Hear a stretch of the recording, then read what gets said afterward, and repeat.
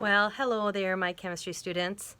By now, you should have already seen the demonstrations that were to show you when we know a gas is produced, okay?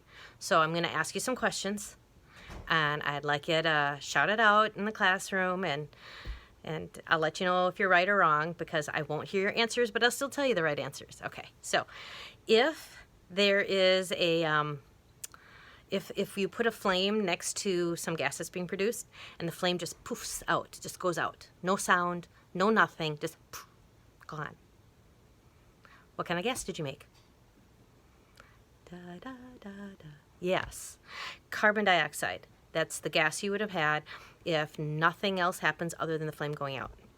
Now, what if you put your flame next to the gas and all of a sudden you hear a barking now, a sound, or like a poof, that kind of a sound, right? What kind of gas happened? Okay, hydrogen. That's hydrogen gas. Hydrogen gas is very explosive. Now, it's so explosive that when it makes that bark sound or that poof, it could push the flame out and make the flame go away as well. And if that happens, it's still just hydrogen gas. You didn't have hydrogen gas and carbon dioxide. No. Just hydrogen gas, okay? So if it goes out silently, just poof, gone. Carbon dioxide gas. Poof, hydrogen gas, okay? And then the last one is if you put a splint that's kind of glowing, or if it has a flame on it, into the gas, and all of a sudden it relights or starts glowing brighter than what it was before. What kind of gas is that? Yeah, there's only one left to choose from. Yeah, it's oxygen. Oops, I almost said the wrong one. It's oxygen gas, all right? So when you do your labs today, you're going to be doing a splint test occasionally, not on every test. So don't just automatically get out a splint and start sticking it in things and waiting for something to happen.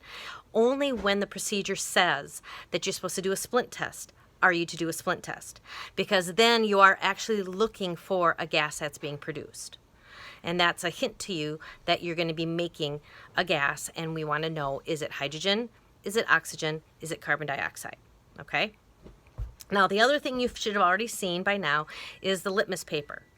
And when the litmus paper, if everything turns blue, blue, if everything, blue turns blue, red turns blue, blue, you formed a base. Okay? That's my little, what's that word called? Alliteration? Is that what it is when you have a repeating sound? Yes, well, whatever. Sarah class, you can tell me which one it is. All right, so if you have a base form, now I want you to look at my paper that's here, okay? If you have a base that's formed, then what you formed was something that has a hydroxide in it. Okay, I'm doing this with I should do this differently. Okay, hydroxide gas. A hydroxide, ion in it, and then there has to be some kind of a metal that's with it as well. All right, so your metal can have a +1 charge, your metal can have a that's supposed to be an M.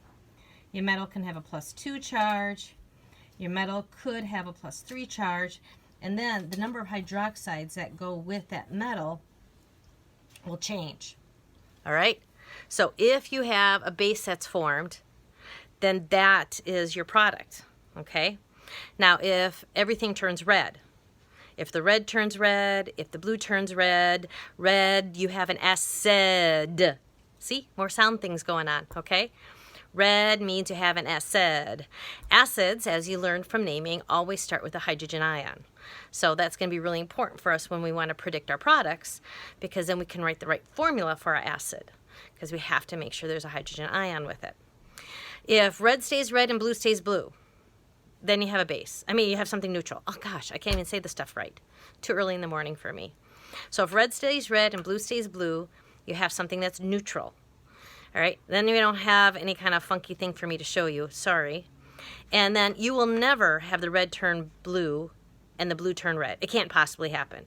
You cannot have something be an acid and a base at the same time. What you get is something either that's an acid or a base or neutral. Okay? So now you guys are going to watch 2 videos. The videos are on my wiki, just like this one that you're watching.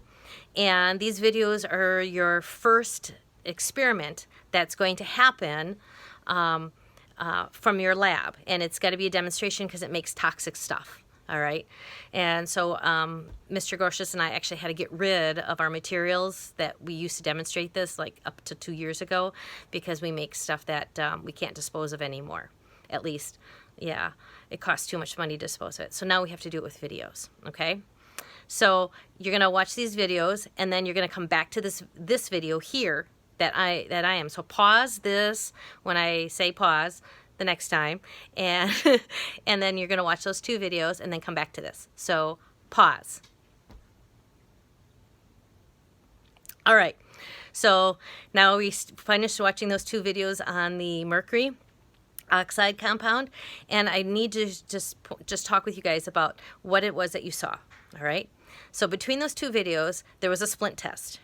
What happened to the splint in the splint test? Right. See, this is what you're going to have to do when you do your lab.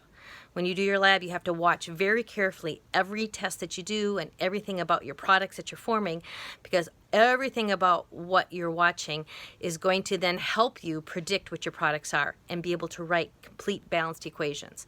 I don't want you to do that now. I don't want you to do that today. When you do this lab, I just want you to collect data. That's all I want you to do is collect data. And later this week, you're going to have time where you and your group members are just going to work on writing out the equations to everything that you made. All right, so if this was your lab that you did, you would have written down by test number 1 that you did a splint test, and that when you did it, you saw that the splint relit, right? That's what you should have seen, is that when they put the splint in, it relit. And when something relights, which gas is it? Oxygen gas, all right? And then the other thing that happened in this was not a test. It was just looking at the test tube. And sometimes when you do your experiments, you're going to just be looking inside the test tube and observing what you see. So what we saw happening here is that there was a liquid that was forming droplets on the inside of the test tube. And when the droplets got really big, they kind of rolled down to the bottom of the test tube. And those droplets had a distinct color to them. They looked silvery, metalish, okay? And that would be the other thing that you would write down for your observations. So you don't always do a test. You won't always do litmus paper. You won't always do a splint test. Sometimes you're just going to be looking at what you made and noting any color changes. Or does it look different, and trying to make a conclusion of what it is you think that material might be. Now, given the fact that the only thing we started with in that test tube was a compound that was made of mercury and oxygen, and it was called mercury oxide, right? Mercury 2 oxide. That silver liquid that dripped down in that test tube must have been mercury. That's our conclusion we'll have to make, all right? And so that would be that other observation that you would write down. Formed a liquid, silver in color, conclusion must be mercury. All right? So have fun doing this lab. Make sure you write all your observations down. And then later this week, you're going to be working on writing up those balanced equations. All right? Bye.